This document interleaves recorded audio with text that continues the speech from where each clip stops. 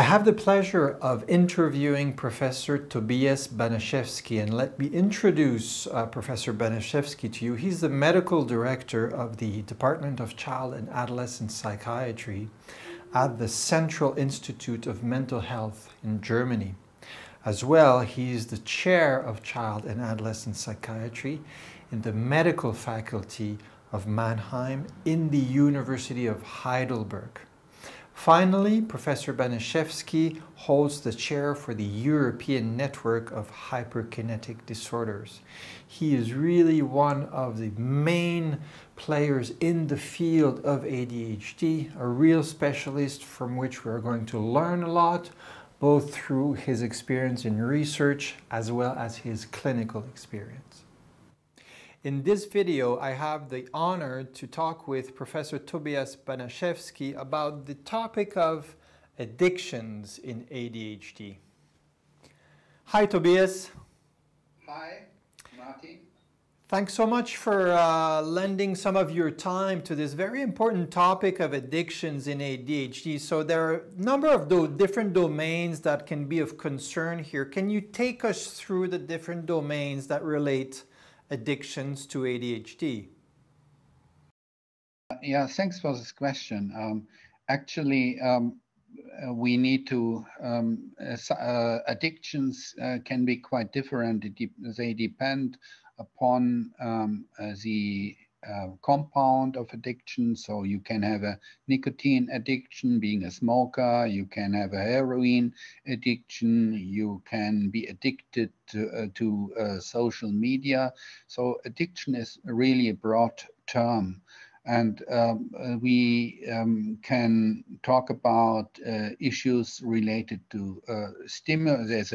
In the public, frequently a huge concern that stimulants might be misused and people may become addicted to stimulants. In order to be clear about the relationship between addiction and ADHD, we furthermore need to take into account the pathways from ADHD to addiction. Frequently, as most people will know, ADHD does not come alone, but during the developmental course may be accompanied by multiple comorbidities, such as depression or conduct problems. There are different pathways from ADHD towards addiction, and this concerns mostly patients which do not have just pure ADHD, but which suffer from comorbidities. So the direct pathway from ADHD to addiction is more rare than the pathway via conduct problems or via depression or via anxiety. So that's very useful, Tobias. So what you're saying is that usually the addiction, they can come with, for individuals that actually have ADHD, but also some other difficulties through their development. Is that what you're saying? Yeah, that's what I'm saying in short, and that's very precisely what we should take into account. And then there are, of course, symptoms which predispose, symptoms like impulsivity, which may predispose to become addictive, or the tendency in some patients with ADHD to seek more immediate reward than to wait for longer term rewards. So these people who are keen on immediate reward are more prone to develop addictions. So let me start with an example, which is probably most relevant to parents and those who are concerned about younger children and adolescents. The most frequent addiction is probably smoking. And the risk to start smoking is higher in patients with ADHD, but also the age at what when they start. So on average, they start more early to smoke. But the most important fact is that once they started smoking, which many children and adolescents do, they find it much harder to quit smoking. So finally, this leads to a much higher rate of smokers in those who have a comorbid ADHD. And in a relation, and if you consider this, this is also a mechanism which is relevant for other addictions. Basically, from a physiological perspective, it's important to know that the dopaminergic system is relevant not just for reward conditioning, but also for reward processing, but also relevant for working memory or networks that observe working memory. Working memory is if you keep something in mind. So for certain what we call executive functioning issues, dopamine is the dopaminergic neurotransmitter is centrally involved. But in terms of addiction, probably more relevant the fact that the mesolimbic dopaminergic system is a crucial part of the reward processing system. This and the fact that ADHD, that the dopaminergic neurotransmitter system is involved in the ADHD creates a neurobiological basis why people with ADHD have a higher likelihood for becoming addicted. So that's interesting. What you're suggesting is that there's a kind of overlapping pathway here around the dopaminergic system for addictions, yes, especially nicotine, and as well as some of the difficulties in executive functioning. And so are you also suggesting in a way that they are regulating perhaps their attention system that way? So in terms of dopamine, for example, in the reward system, it's a case that all even non-human so animals may, if they receive a reward which is unexpected, the fire rate of the of the dopaminergic neurons is increased. If an expected reward is omitted, the fire rate decreases. So the dopaminergic neurons basically code the prediction error, which means that this prediction error, which is relevant, of course, for the learning of relevant behavior, so behavior which leads to reward, if the system is altered due to a, let's say, hypodopaminergic or somehow dysregulated dopaminergic system, then learning takes a longer time. We know from children or with ADHD that if the reward comes immediately, they learn as efficiently as children without ADHD. But if the reward is delayed, the decline of the learning curve is much steeper than in children without ADHD. So, and now, if it comes to it, if it comes to addiction now, and any substance to which you can become addicted creates reward signal in the brain, be it nicotine, be it heroin, be it what else. All pleasurable events can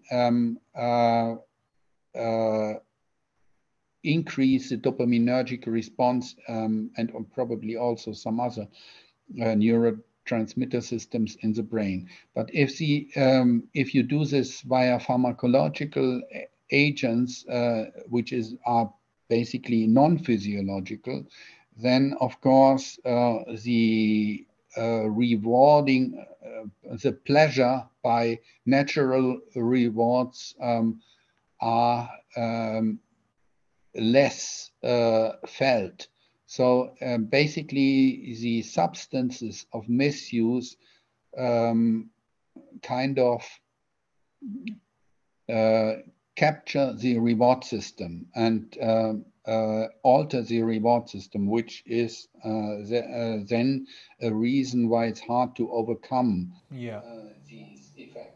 That's really interesting. So you've really helped us understand that, like, the main mechanism around the reward system, around the dopaminergic system, and probably that individuals with ADHD who might have diminished or a dysregulated presence of this dopamine then become more sensitive to immediate rewards. They're going to learn also with this immediacy, and this whole sensitivity then may also help us understand some of the different addictions. Now, moving on to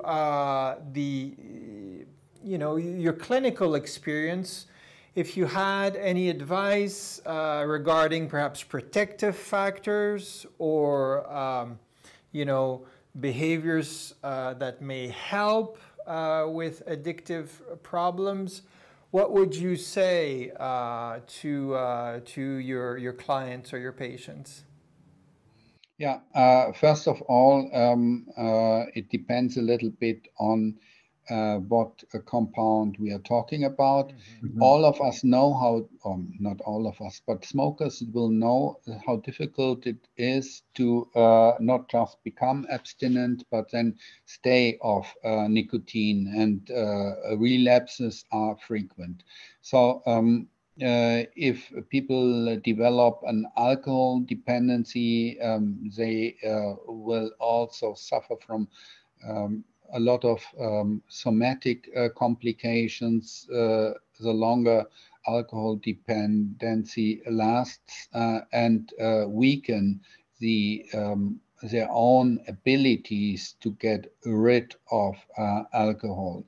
The main factors, particularly if we are talking about children and adolescents who hopefully and regularly do not have not a long history of addictions, it's to first of all not to enter into addictions, which factors which will prevent from entering into addictions are a lot of friends, a good social network, a high level of self-esteem, other hobbies, pleasurable events, etc., etc. The lack of anxiety, depression, to refrain from becoming engaged in delinquent behavior or delinquent subgroups. Mm-hmm. So it's a whole bundle of issues which may help to stay absent from addiction. One factor I would particularly highlight is having a sport, doing sports, being engaged in sports. Of course, we know that certain clubs may have a tendency during adolescence to drink a lot of beer. So this is probably rather not a particularly good thing. But overall, people who develop a good body feeling and take care for our body and do sports are probably less prone for developing addictions. They may become sport addictive, which would also be a little bit of a problem. But so the question is how to balance different types of potential addictions across time. People need to learn, or adolescents need to learn how to drink alcohol, not to drink alcohol excessively, but rather limit it. Probably everyone who has grown up has had one or more events when he or she has been drunken. But it's important to learn from these experiences and to not engage in chronic excessive use of alcohol or other drugs. These days, a majority, or not a majority, but a strong, large minority of adolescents are trying cannabis. For some, it's really deleterious. They may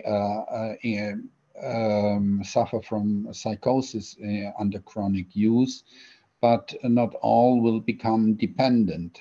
So the risk is, as we said, much higher if you've got an ADHD.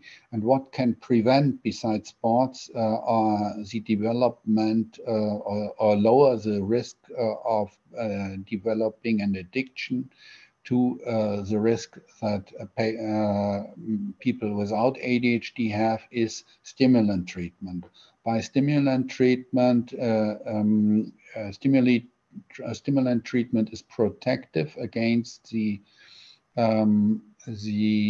development of addictions, and patients who you compare, for whom you compare periods when they were treated with stimulants and periods when they were not treated with stimulants, are refrain from other addictions if they are treated. So stimulant treatment is protective against addictions.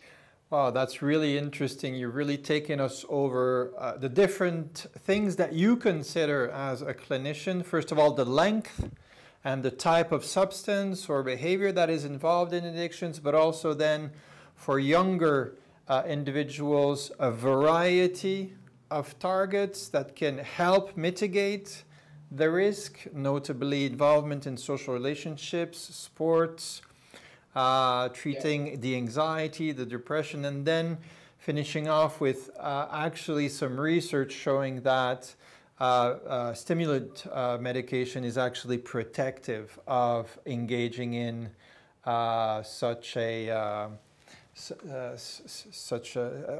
addictive problem. So that's really, really useful. Thank you for allowing so much of your time, Tobias, on this very important topic of addictions in ADHD. Thank you, Martin, and also let's hope that it's useful for people. Yes, great. Thank you. I'm sure it will be. Bye-bye. Bye-bye.